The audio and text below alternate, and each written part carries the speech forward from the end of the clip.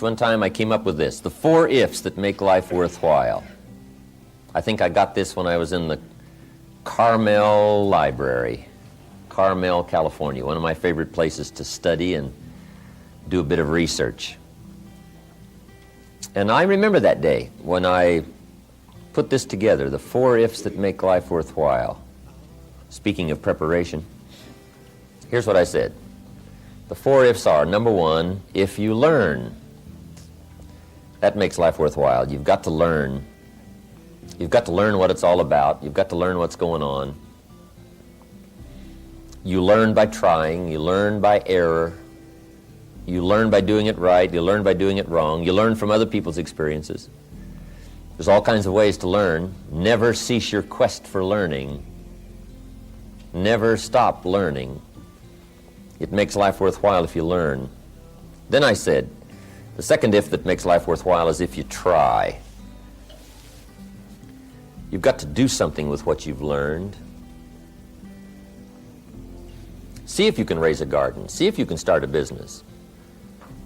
See how quickly you can get promoted. See if you can move up in the next income bracket. See how much you can give away and still have plenty left. See how much you can do. Try it. Just try. We're always telling the kids, right? Try it. Try it. Kid says, well, I'm not sure. Say, well, how are we going to know? You got to try. If I put these 2 poles up, put a bar across here 2 feet high, say to the kids, who can jump 2 feet? Someone says, well, I don't know. Say, well, how are we going to know? You just got to back up and take a run at it. Now, what if you knock the bar down? Does that mean you can't jump 2 feet? No. So then what do we say? Try it again. That's what Schoff said to me. Keep trying. He said there's more than one way up the mountain. Sneak up the back if you have to. Keep trying. Keep trying. So that's the second if that makes life worthwhile. If you try it over, try it again, try it another way, but keep trying. The third if that makes life worthwhile is if you stay. Developing staying power, that's one of the big challenges of life. Some people plant in the spring and leave in the summer. They don't stay. Or the guy builds a foundation, right? Got a nice foundation. Then he goes off and builds another foundation. And then he leaves that one, goes off, builds another foundation. He's got these foundations scattered all across the country. I've done my share of that. Not staying to finish it and put it together and put the roof on, put the last brick in place, light the fireplace, have a party, celebrate, finishing something. Stay. You got to stay.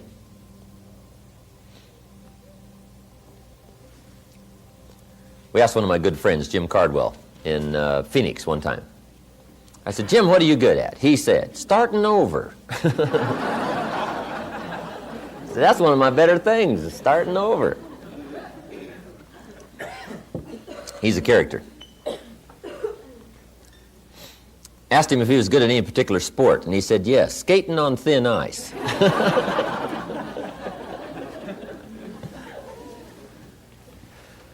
Okay. Third if that makes life worthwhile is if you stay. Here's the fourth one. Fourth if that makes life worthwhile is if you care.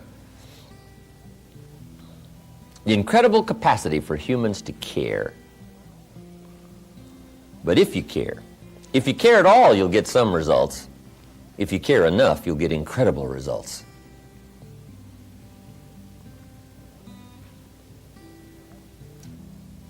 Now, that wasn't too complicated a speech, right? Just 4 simple ifs that make life worthwhile. But it does take some time, take some research, consciously, get your notepad out, get your journal, read the books. But now then, even though you don't have a speech to give, just get ready for tomorrow's conversations today. Get ready for next month this month. Get ready for next year this year. Always be a day ahead and a step ahead and a year ahead in your research and your development, in researching your own feelings and life and what's going on, so that no matter what conversation comes up, what chance to communicate comes up, whether it's a business communication or a personal communication, whether it's social, whatever it is, you'll be more ready for it a few months from now than perhaps you are now, just because you're doing it deliberately and consciously. So that's number one, have something good to say. First step to good communication. Here's the second step. Say it well.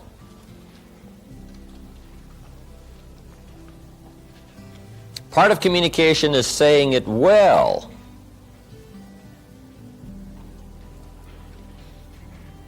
And there are some key points on saying it well. Having a good conversation that gets your point across, but also gets the job done. Saying it well is a matter of repetition, conscious repetition. Some people say it over and over and over, but they don't get any better at it. But conscious participation, repetition, will help you to say it better. See, my first seminars, they were not that good. I'll admit that. But guess what? I did it again with the thought in mind of getting better. I did it again with the thought in mind of getting better. Okay? I practiced it some more. I did it some more. I went over it again. I went over it again. And sure enough, if you do it over and over and over and over consciously with the thought of getting better, guess what? Anybody can get better. People often wonder why I can do the evening seminar, 3.5 hours, most of you have been there, and I don't use any notes. Interesting. Once in a while someone asks me, how can you do 3.5 hours and you don't use any notes? And it's very simple. Anybody could do it. Guess why I'm able to do it? I've done it a few thousand times. See, if you do something a few thousand times consciously, sure enough, you will get better and better and better. So whatever you're doing now in the way of communication, the question to ask is, how long do you want it to take to get good at it? You say, well, I want to get good right away. Then you got to do it over and over and over and over. Repetition helps you to get better. So the second step to good communication is saying it well. Now, there's some other points on saying it well. Here they are. One, say it with sincerity. And I don't know any substitute for sincerity.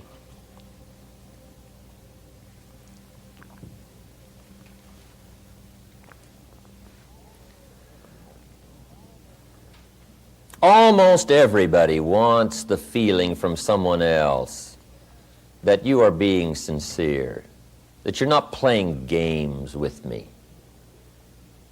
that you're really disclosing to me your true feelings, your true awareness, what's going on in your life and your heart and your soul and your mind. Sincerity, there's no substitute for that.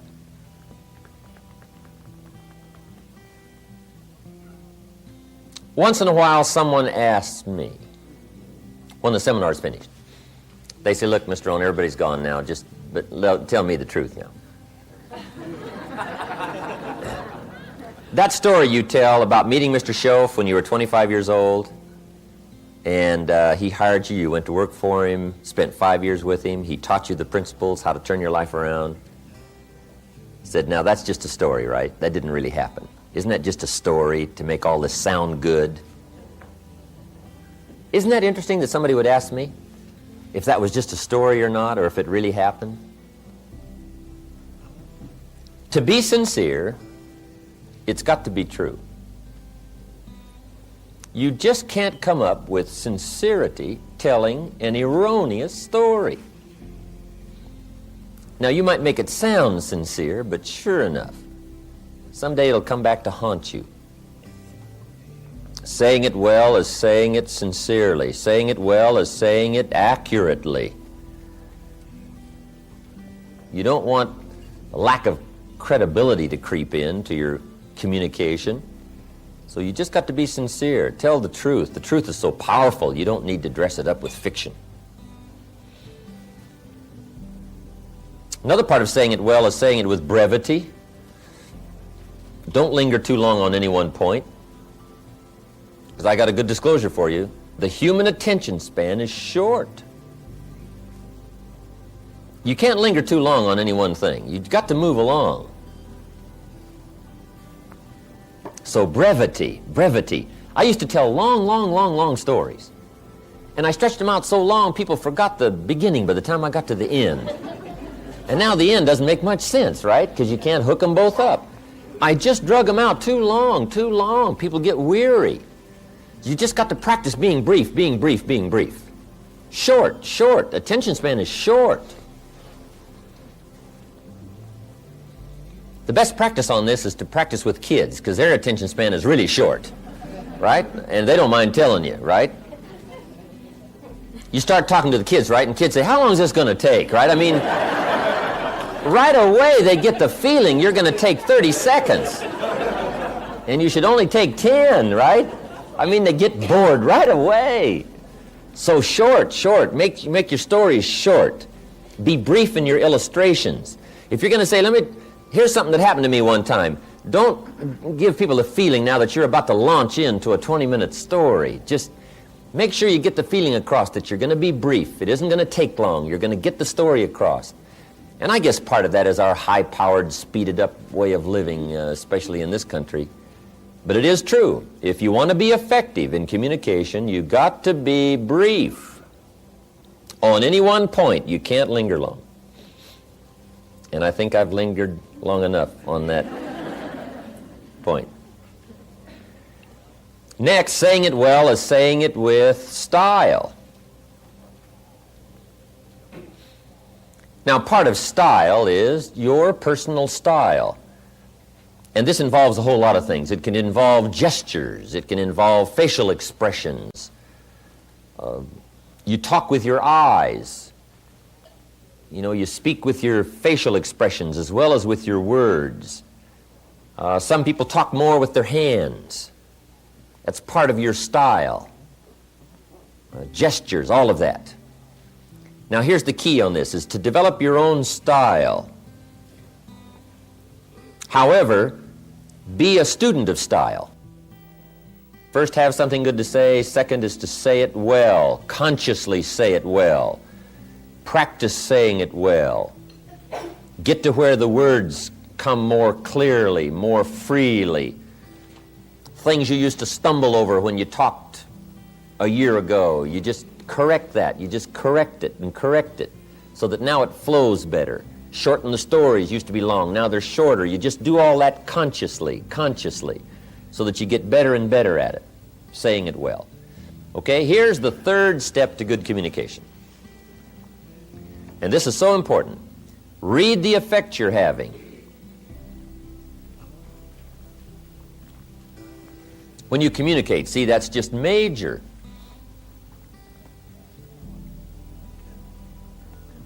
Study your audience, whoever your audience may be. If it's one of your children, you just study what's happening to them while you're talking.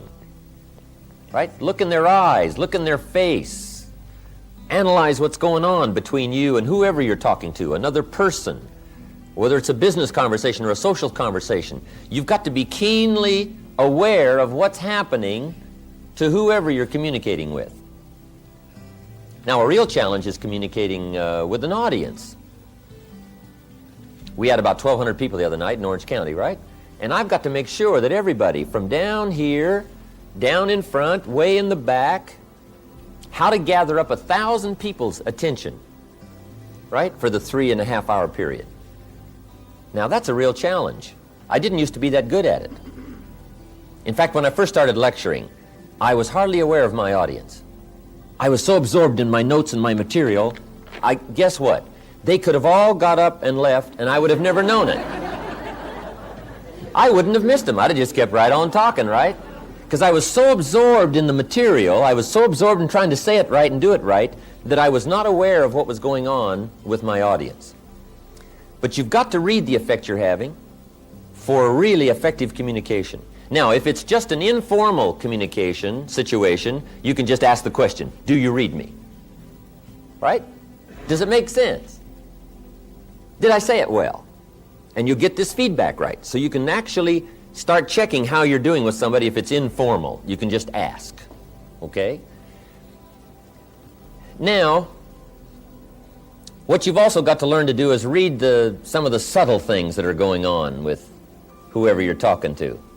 Because especially humans, especially adults, you know, when we get a little older, we have these tricky ways of of looking like we're interested when we're really not. And if you want to be a good communicator, you just got to pick up some of those signals. Now, part of it you can pick up by what we call body language. Some people just sort of quickly disclose their feelings about whether or not you're effective or it's coming across, and they just sort of relay to you by their, what we call body language. It's kind of a new study. I haven't studied that much about it, but there is a book called How to Read a Person Like a Book. How to Read a Person Like a Book by Nuremberg.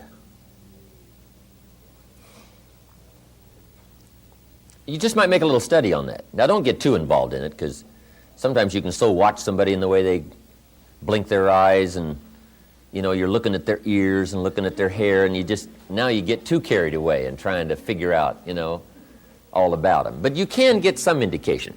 But here's what'll play you good no matter what. It's called just pure common sense. You just look at somebody, you can kind of tell. If somebody just folds their arms and they tuck their head down like this, sure enough, you've probably got some more selling to do. I mean, you've got to pour it on, or maybe you should change the subject, or maybe you should quit, right? You just kind of analyze, you know, what's going on here, right? Some things are just fairly obvious. You know, if a guy's leaning toward the door like this, it's probably a sign, right? I mean, you say, oh, I got it, right? Clear. I've got a good word for the common sense approach, and it goes like this. Let the obvious be your best teacher. Whatever you do, don't ignore the obvious. You know, sometimes we say, oh, it couldn't be. Yes, it probably is.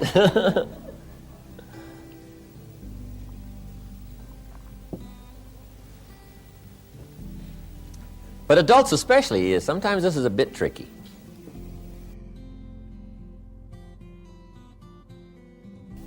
People smile, nod their head like this, and they got you shut off, and you just don't know.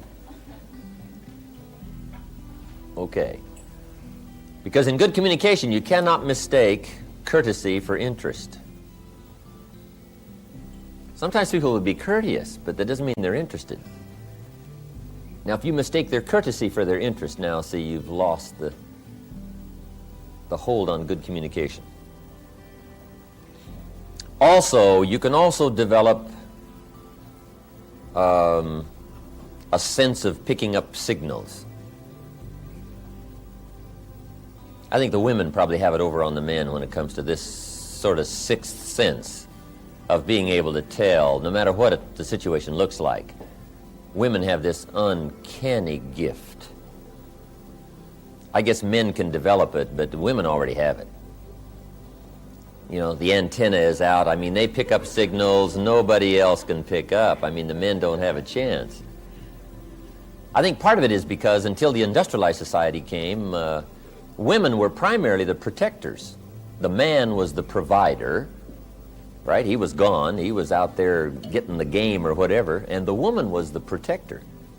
So I think the woman has devised these incredible sensitivities to danger and what's going on, what's happening. They're uncanny. Even the Bible says there's sheep and there's the shepherd, and then there's the wolves. That's what it says. Life is kind of like that, shepherd and sheep and wolves. It says also some wolves are so clever, they've learned to dress up like sheep and talk like sheep, I guess. That's what it says. Some are wolves in what? Sheep's clothes. Now, see, you got to be clever. Huh. The man says, well, looks like a sheep, talks like a sheep. Woman says, ain't no sheep. I mean, take my word for it.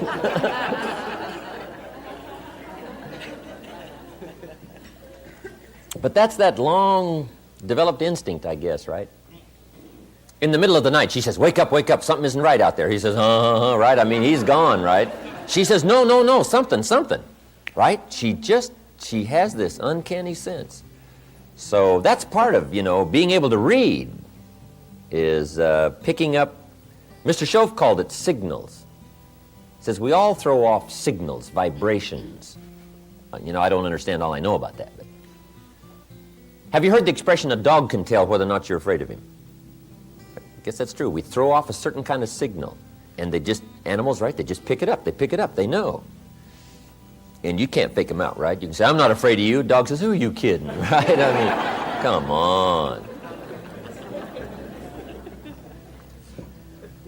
Okay, being able to read. That's so important, reading your audience. How you're doing. Should you speed up? Should you slow down? Should you change the subject? Should you be a little stronger? Just be more aware of whoever you're talking to. Right? Look a little more intently at somebody. Try to pick up what's happening between you and the audience, or the person, or the child, or the business partner. You can't believe how it will affect your ability to communicate if you'll practice this part of picking up what's happening between you and someone else. Now here's number 4. Then we're going to take our first break. The 4th step to good communication is intensity. Strong feelings. Here's what changes the whole effectiveness of good communication. Strong feelings. In affecting other people with words, here's a key breakdown to keep in mind. And it goes like this. To affect other people with words, it's 20% what you know, and it's 80% how you feel.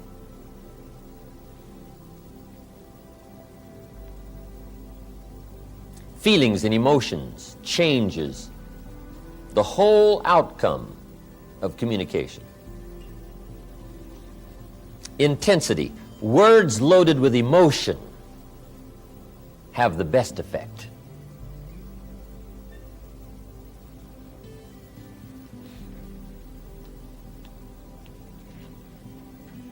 Words might be like a little straight pin. Right? When a guy buys a shirt, right? It's got all these little pins in it, right? Where they pin all together. So you start pulling out all these straight pins. What if I took one of those straight pins and I threw it at you, this little straight pin? And it reached you, hit you in the face or hit you in the arm, hand somewhere, right? You'd feel it if I threw that little straight pin at you. What if I took that straight pin and wired it to the end of an iron bar about that long, right? And I let you have it with that. See, I could drive that pin right through your heart, right? Now, the pin is the words, and the iron bar is the emotions, the feelings, the awareness, the uniqueness of all of that mysterious stuff that humans are made of. If you will learn to put more of you into what you say, put more feelings, more awareness, more uniqueness, strength of character, conviction, strong feelings, whatever that is, just be more aware of putting more of you into whatever you say. That's that iron bar that drives what you say to the heart, to the mind, and gets the job done. Words loaded with emotion. Now, you must also learn to measure your emotions. Okay? You don't want a major outburst for a minor point. Learn to measure it. Okay? Some conversations or some points may need, right, just a mild blend of emotional feelings. And then another point may need a strong one. But you got to learn to measure that, okay? Not too much for something minor. You don't want to shoot a cannon at a rabbit. Right? It's effective, but you got no more rabbit. So learn to measure your emotions. Now, here's something important. Where does emotion come from? Where do our feelings come from? Here's where they come from. The emotions that can really help in all of your future conversations, communication. It's the blend of all of your experiences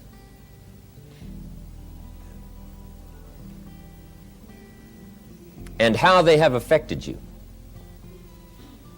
The blend of all of your experiences and how they have affected you.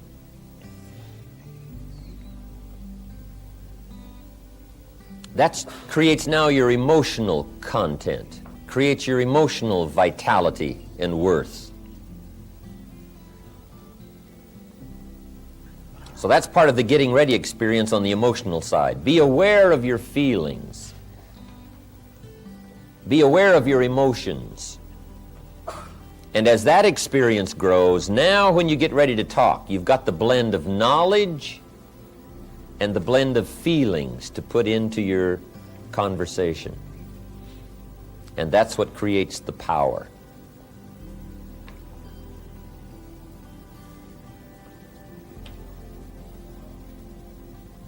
Now I have one more point and we'll take our break. It says, don't forget to say it. Part of communication is simply being aware that more often than not, things need to be said. It's pretty easy to take for granted, especially the people that are close around us, that they already know how we feel. But you got to keep expressing how you feel. Here's a good phrase. Actions are no substitute for words.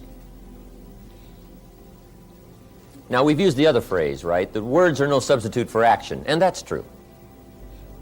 Just talk, talk, talk, talk, talk, and not acting. See, that's not good. But here's what else is not good. All of the action and no talk. Make sure that the words accompany the action. Don't fail to say it.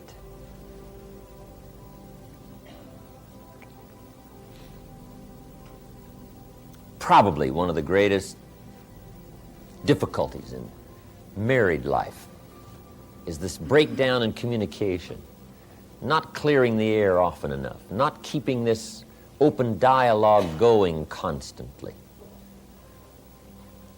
One thing I found out, take nothing for granted. Say, well, surely they understand. Well, just explain it one more time.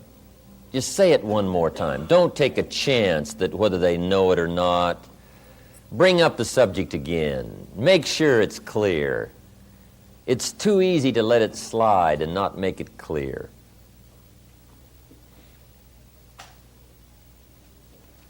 Especially the people around you. Say, how often do you have to tell the people that you love them? How often? Answer, often. Often. We all need reassurance. We all need it to be clear and pointed so that we know. There are some things you just don't let go. And there are some actions that will only say certain things, they won't say at all. You can give somebody flowers, but flowers won't do all the talking. Flowers say, you remembered. That's probably what flowers say. But flowers don't say, you do incredible things to me. Nobody affects me like you do. Now, see, flowers will talk, but they won't say that. That's the card you've got to put along with the flowers. Let the flowers say whatever they can say, but then don't fail to put the other words with it, because the words are so important. Judy gave me this watch back when I had a birthday in 1972, I believe it was. And it was a neat watch, Le Coultre. If all goes wrong, I can cash the watch in and live for a while, right? I mean, Judy was always doing things like that. Fabulous watch, neat gift for my birthday. But see, better than the watch was what she wrote on the back. I appreciated the watch, but the words were better than the watch. On the back, she had inscribed, my love for all time. Your Judy, September 1972. See, the watch was neat, but the words. She could have put the words on a Mickey Mouse watch. Pardon me, Walt. I didn't mean to downgrade your mouse. But see, the words were what was really important. So I'm saying, let actions speak, but make sure the actions don't substitute for the words. Make sure you say it. And if you'll make sure you'll say it, you'll get better at it, you'll get the practice, you'll learn to put more feelings in it, you'll learn to say it well, say it better. And this whole process of communication for you, if you don't treat any of it casually, will start to grow. And you will be even startled in the next few weeks, the next few months, at what happens as a result of your future conversations if you become more aware of these things that we have just talked about. Sensitivity, fascination, interest, working knowledge, having something good to say, saying it well, reading the effect you're having, and the intensity of strong feelings. Okay, our next subject under communication is how to make a presentation.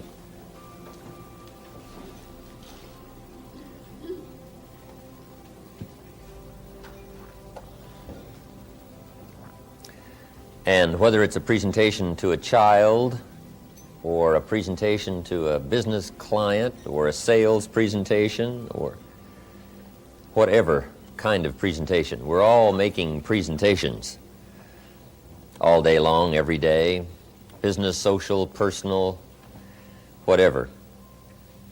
I have 4 parts to the presentation for you to consider.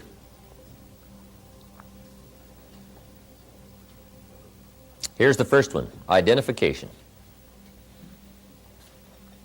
One of the most important parts of the presentation process is identification. Identification is, for a new person that you haven't met before, it's getting acquainted, it's breaking the ice.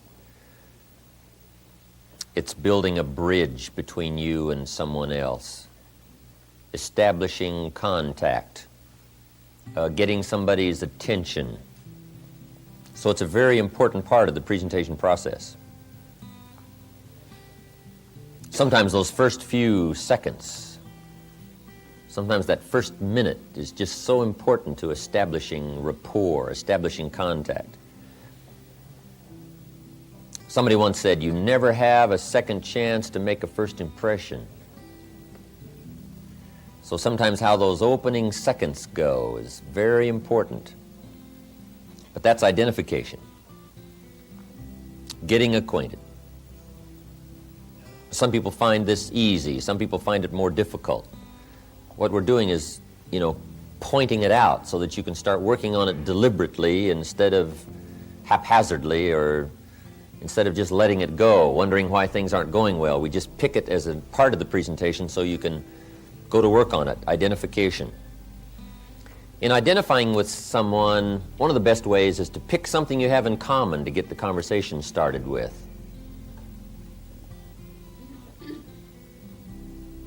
Somebody mentioned during the break they attended this leadership seminar up at the ranch. You were up there 3-4 years ago. And everybody got acquainted up there real easy.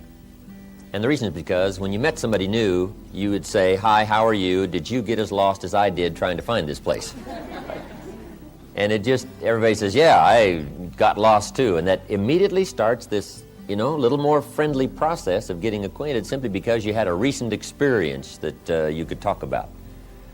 So identification is trying to find something you have in common with someone else. You want something that makes you real, something that makes you a person that someone would desire to talk to.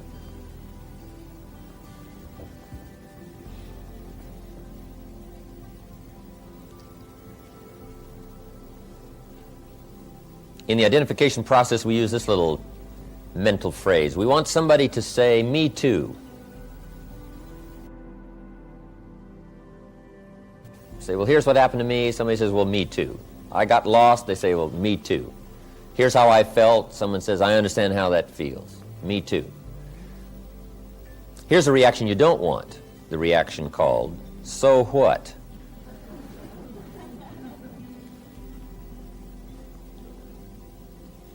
Now, usually one of the problems in people's trying to identify is they try to impress versus express. Mr. Schoaf gave me a little counsel on this. Don't try to impress, he said. Rather, learn to express. Express will get you more me toos. Impressing will get you more so whats. See, so what puts up the barrier instead of building a bridge. It blocks this flow of communication.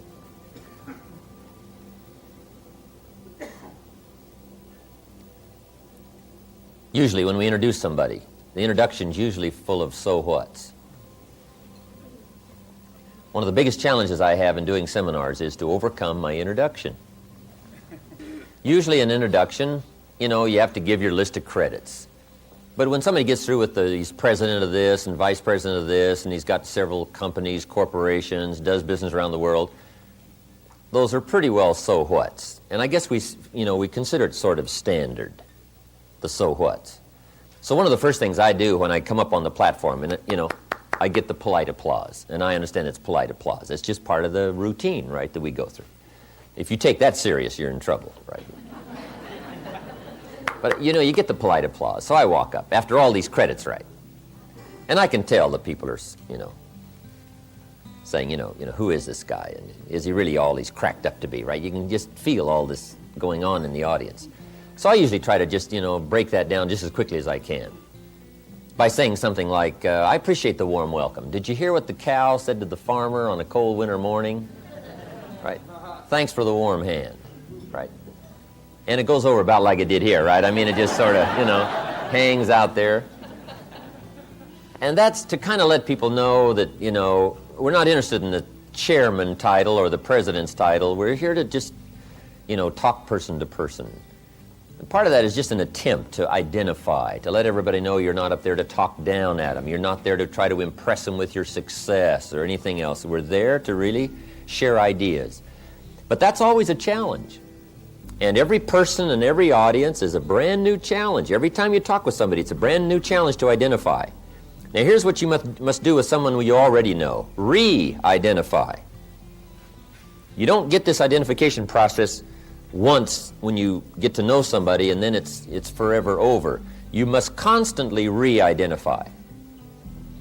No matter how long you've known somebody, they still want to know what are you feeling and what's going on with you and what are you thinking, and right? Everybody wants to know that, even if we've been around somebody for a long time. When you meet somebody, that's why we use those expressions. If we've known somebody for years, if we see them again, we say, how are you and how are you doing? That's to get this thing going, this identification process going between us and someone else. Now, in the identification process, make sure if you tell little stories about yourself in identifying, make sure that they're accurate stories. Part of my identification I sprinkle throughout the whole evening seminar. My little story about meeting the little Girl Scout, selling me Girl Scout cookies, right? That's just a little story to try to keep identifying with my audience, to keep them on my side, right? That's identification story, right? She gives me this unique presentation, asked me if I want to buy, and I wanted to, but I didn't have $2. Now, see, I can almost hear everybody out in the audience say, well, I know what that's like. I've been caught without any money. I know how embarrassing that is. See, that's an identification story. Somebody says, I know how that feels. And I say, to this day, I can remember the pain. Somebody says, I've had some of that pain too. I know what that's like. All of that is identification. So you have to re-identify. If you're talking with somebody over any length of time, you just re-identify little stories, things that's happened to you. So go back over your life and pick out the things that will identify with people.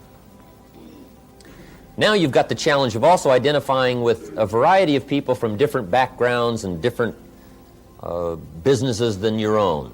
And you just learn to do that, different age groups. Part of it is just being more aware of what's going on in the world so that you can just intelligently talk about some things with people from almost any walk of life. Okay?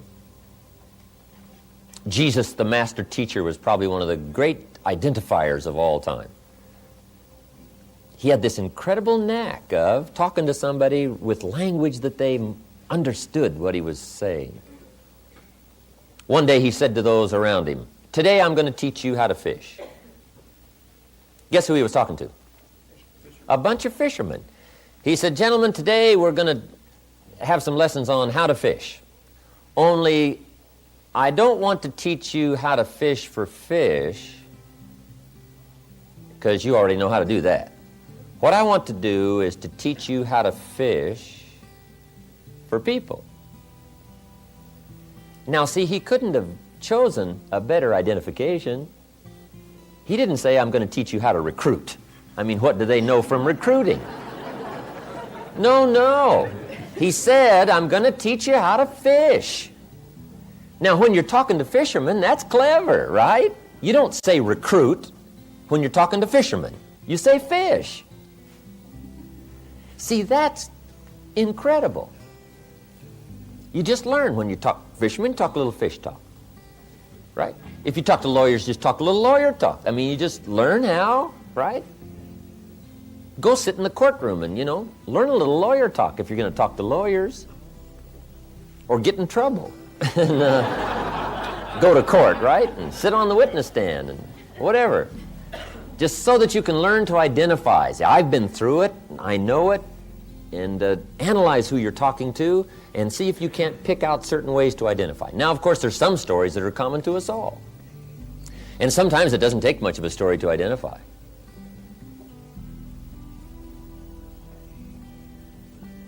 Here's a good one. How to identify with kids. Let me give you some keys.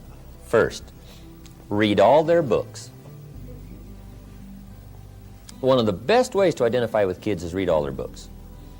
If you've got a 12-year-old, you just read all their books so that you know them forwards and backwards. So you can use those books as a means of identification in stories. Say, "Remember that story, when?" Kid says, "Did you read that book?" Say, "I read them all. I know all those stories." And remember when, and you can use 1,000 illustrations from those books that you've read to get a point across, to get something across. It's a means of identification. Read their books. Then when you get ready to talk, you got something in common. They've read the book, you've read the book. And it's loaded probably with illustrations and points and ideas and human life stories of disappointment and success and failure, all of that. The way to identify is find out what someone else is interested in, find out who they are, how old they are, what they do, what's going on, and see if in your reservoir of experience and awareness you can't find something that will identify and cause this person to say, "Me too, I understand that," and you've got them coming your way. Then also a way to identify with kids is to remember when you were a kid. See, I don't have any problem talking to 12-year-olds because I remember every day about being 12. I remember all those experiences in detail. The highs, the lows, the exciting times, the desperate times. When I thought the world was coming to an end, and when I was riding on top. I remember all those feelings at 12. Did you ever get chosen last? That ever happen to you? They're choosing up sides, right? So I'll take you, I'll take you, I'll take you, I'll take you, and you're standing there like this.